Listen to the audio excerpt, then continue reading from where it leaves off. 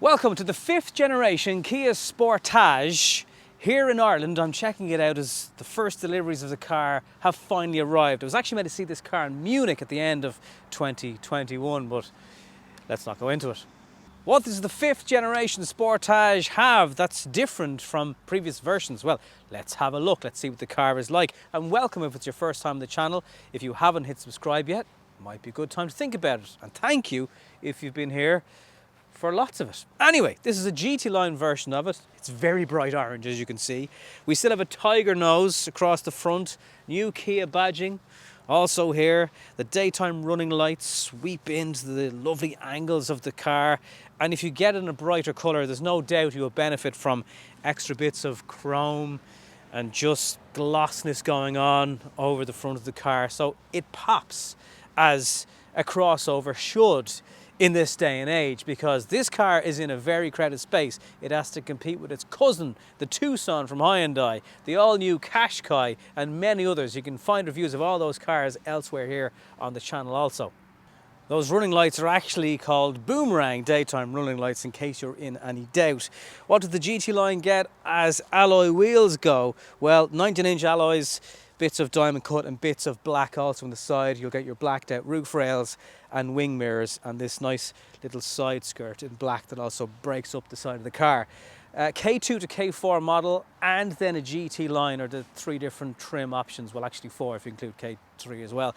It starts from €34,900. That's the confirmed price. You can go up to low 40s in something like this if you like. And as I look at it with all the spec, it still doesn't have a glass roof. But you do get the different colours popping again against the kind of, it's like a brushed chrome. So if you don't like chrome, I think you'll still like this. The boot is up 80 plus litres on the previous generation Sportage. That's quite a big jump. It's not quite 600 litres, but it's not far off it. And things like the parcel shelf can be fitted securely down here, which drives an awful lot of people mad when you've got to take this out and put it in your hall or whatever in your house. You can also drop the seats from the levers here, which means just loading things in, and like key and stuff like that, very, very straightforward. However, down here, there's no spare wheel to be changed at the side of a road.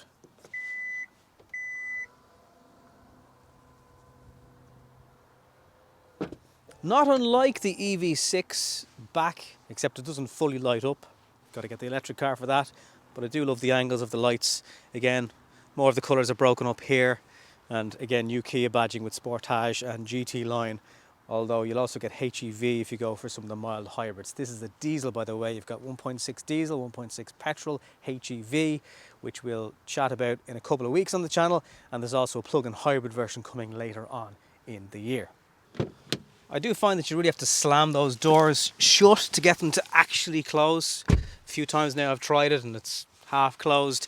Interesting to point out that throughout the vehicle I'm not really seeing signs of where Kia have cut corners or quality of materials on the previous version, and you are seeing that in lots of new models on the market today. Just little things like something's gone from the release that opens the fuel cap, or there might be a bit more metal exposed on the car. Just little things like that, and I'm not necessarily seeing flashes of that at first glance anyway at the Sportage. Couple of clever things, little yoke here for hanging a bag or some sort of hanging item, maybe a bag of cans that you want to keep safe. Bit of scratchiness going on around the rear climate control for rear passengers, but it's still of a decent quality finish. There's USB charging ports in the back of the seats. Not a new thing for Kia. They're doing that on quite a few of their cars, but first time on the Sportage. And again, they're into their kind of mad headrest. Not quite the same as the EV6, but they're unusual anyway. We have an armrest with two drink holders. Like a lot of Kias, you can adjust the angle of the rear seats like this. If you want more space, you can adjust them in many different ways. More to give you more space in the boot rather than to actually sit like this on a journey. That wouldn't be much fun for anybody. There is a bit of a transmission tunnel thing in the middle of the floor, but it's not massive, and there is actually a bit of space to put some feet. I'm not sure if, no, you won't fit an adult's feet there, but I think otherwise on the outer two seats it's reasonably comfortable, and there's quite a bit of support for your legs, which, by the way, there's tons of leg room under the seat is where your feet can fit, and just legroom in general. It's quite spacious. There's cutouts at the back here. Definitely on a par with the new Qashqai. The Qashqai of old probably would have been a little bit smaller, but there's very little in it now. But Kia do claim there's more headroom and there's more legroom in the car overall. Up front, Kia claim the wireless charging unit here is faster than ever before, which is good to know, because some of these take an awful long time. If that's not fast enough for you, there's USB and USB-C charging points, and 12 volt also going on here.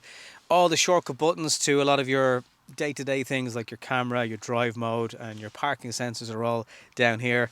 Storage for drinks holders and smaller things. I doubt it was intended for these things, but you know, the way of the world. Quite a small armrest here actually, you know. I suppose you pay for the fact that you've got so much space to store things here. The trade-off is less room here. Just over 12-inch screen for this, the instrument cluster part of the car, and also for your main entertainment system. And everything is fast, everything is not glitchy. Maps are clear and sharp, and the integration of this center unit that is also on the EV6, the first time we've seen it, is now also on the Sportage. And essentially it does away with the need for physical buttons, whether you like that or not, that's up to you. But a quick toggle of the display here navigates between your map and your audio source and stuff like that, and then you press it again and it brings you to your climate control. You can still use the physical buttons for changing the temperature also if you like.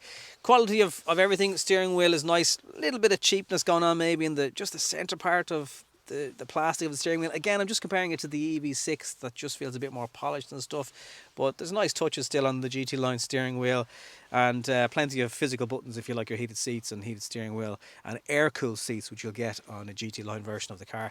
Just these things that are kind of from the outside of the car. The boomerang style daytime running light also makes it into the design of the dashboard, and while it's a lot of plastic and stuff and harder fake kind of attempts at leather, it's very well put together. The stitchingless and the seamless of the lines, it all looks very well done. So I think high quality. You would be impressed when you get into it and you just see the kind of the fitting fixtures of the car, like the GT line logo just stitched into the seats, and it generally feels very well put together, and the screen is quite easy to use as screens go, because cars today, they just have so many different settings and you need a degree in IT to work it out. But I find the Kia system is pretty good, and if you've been in any modern Kia of the last few years, that's exactly what you're getting inside the new Sportage. 116 brake horsepower is the output of the diesel engine. It doesn't feel like it's got a big wave of torque low down either. It's enough. Same way with the overtaking levels of torque in 6th gear. I wouldn't feel like you'd need to drop down a gear at all to get the car moving a bit more, even as I come out of a roundabout there. It is a little bit noisy, but it is great to see a diesel option for people in maybe rural Ireland or beyond who just don't want a petrol. Yeah, plug-in hybrids. Not for me. For those of you who want a diesel engine, I wouldn't say it's getting harder and harder to find a solution, but there's no doubt this type of vehicle and diesel engines, well, you'd have to wonder how long they'll be around for. It can detect road signs with intelligence, speed limiting going on, depending on which trim you go for. You'll get blind spot, there's frontal collision avoidance, it can pick up pedestrians and cyclists, and there's all kinds of warnings going on. You've got reverse cameras, and when you do floor it in 6th gear, it's not blisteringly quick, but there's enough momentum there that you shouldn't really need to drop down a gear to overtake something, particularly on motorway anyway. If you are doing something that requires you to be on the other side of the road for any length of time, then you probably will want to drop it down a gear or so. Kia say there's a bit more feedback in the steering. You can definitely feel the road all right, and you can feel where the car is pointing. It's quite an aggressive lane departure. I tried to change lane there while I hadn't quite fully engaged the indicator, and it was like, what are you doing? On the 19-inch alloy wheels, yeah, it's a little bit noisy. There's a bit of road noise going on, a bit of wind noise over your pillars and whatnot, but generally comparable to most cars at this level and this price point. Having said that, the ride quality is pretty good, considering it is on these upgraded alloy wheels. Another claim is that it rides better than the 4th generation Sportage.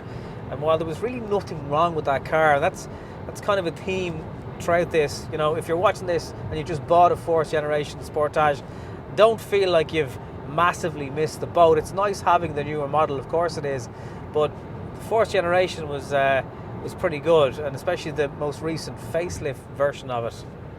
There's no doubt there's subtle tweaks, just allowing for technology advances as to how the car rides though. Fuel economy in this diesel, we're looking at maybe high 5 litres per 100 kilometres, doing a motorway stretch today at about 100 kilometres, 80 kilometres thereabouts, and it's an indicated 6.5 litres per 100 kilometres, which by diesel standards is probably okay. While I have my clutch foot resting on the footrest, which is there, I do find it just resting against the harder plastic on the side here.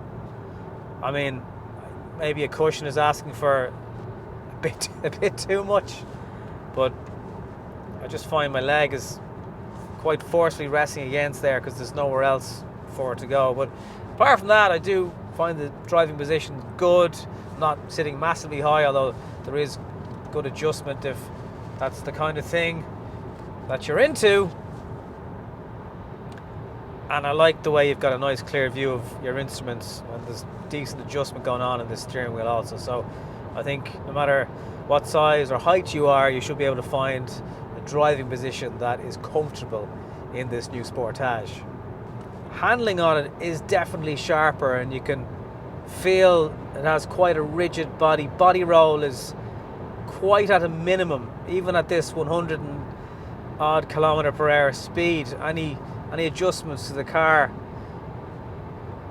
it handles it very, very well. If you got to make a sudden manoeuvre on a motorway, it feels like the car would cope incredibly well. And also on twistier country roads, there is still a bit of an allowance there if you wanted to have some relative crossover fun. I suppose the main thing from the output of the engine though, I was just surprised to see that brake horsepower figure, because today you'd probably expect to see maybe 130 brake horsepower of an output in a car of this size. Wouldn't say it feels underpowered, but it's not an overwhelming performance delivery of torque either. It's a jump on the previous Sportage. As crossovers go, stuff like the current Qashqai that's now out about a year, similar kind of price going on. You still get the 7-year warranty. Go for a bright colour, you're going to get a very vibrant looking car right on the edge, but it is a very, very crowded space. It's enough of a difference over the last model. I wouldn't say it's a huge jump over the last model. For example, the gear shifter reminds me, or if it isn't exactly the same, it's very, very subtle differences on the last model. Take something like the Tucson that's been on the market a while also. It's a massive jump from the model that went before it. So was the last 4th generation Sportage so good that this is evolution rather than a radical change like some of the other cars because they had to? Maybe the Sportage was just really, really great. It definitely looks better on the outside. Is it a massively different car on the inside? I'm not so sure. But one thing's for sure, if you are a 2-person, 2-child and a dog type family, this will do it all for you in its sleep and look pretty good as well. But like so many cars in Ireland today, it does not come at a cheap price. Thank you very much for watching this review. Again, this is the diesel Sportage. We'll have the mild hybrid on the channel in the petrol version of it in a couple of weeks' time. So if you're curious between the two models, come back and check out that review as well. Thank you very much for watching.